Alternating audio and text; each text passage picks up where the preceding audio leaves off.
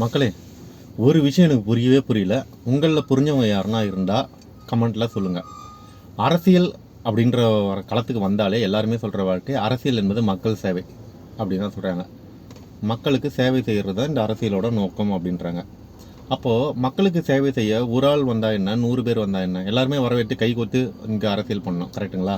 மக்களுக்கு சேவை செய்யணும். அரசியல் பண்ணணுன்றதை விட மக்களுக்கு சேவை செய்யணும்.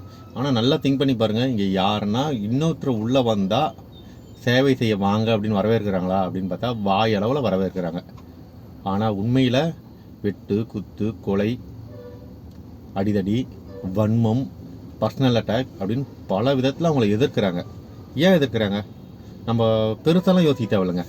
அண்ணன் சீமான் எடுத்துட்டோம். யார் வேணாலும் எந்த அரசியல் வேணாலும் நீங்கள் தமிழ் தேசியம் பண்ணுங்கள், திராவிட அரசியல் பண்ணுங்கள், என்ன விதமான அரசியல் வேணாலும் பாருங்கள். கடைசியில் மக்கள் பயனடைகிறார்களா அப்படின்னு தானே பார்க்கணும். மக்களோட பயன் அடைகிறதுக்கு முன்னாடியே இவங்க அடிச்சுக்கிறத பார்த்தா இது எப்படி தெரியுமா இருக்குது? அப்படியே எனக்கு வர லாபம், எனக்கு வர நஷ்டம், இது எல்லாத்தையும் நீ பங்கு போட்டால் அப்புறம் நான் எப்போ பழைப்பேன், என் பழப்பில் ஏன்னா மண்ணை போடுற அப்படின்ற மாதிரி தான் இருக்குது. உங்களுக்கும் அப்படி ஃபீல் ஆச்சுன்னா தயவு செஞ்சு கமெண்ட்டில் சொல்லுங்கள். அரசியல் உங்கள் பார்வையில் என்ன?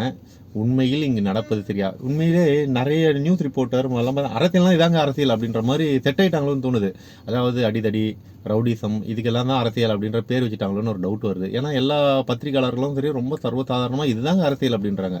ஆனால் அரசியல் என்பது மக்கள் சேவைன்னு தலைவர்கள் சொல்லும்போது நம்ம தான் கைகட்டி சேர்க்கிறோம். அந்த மக்கள் சேவையை ஏன் எல்லாருமே ஒன்று சேர்ந்து சந்தோஷமாக பண்ண முடியல? மக்களுக்கு யாரை பிடிக்குதோ அவங்க போட்டோம். நீ நல்லா செஞ்சால் நீ உனக்கு ஓட்டு போட்டோம்.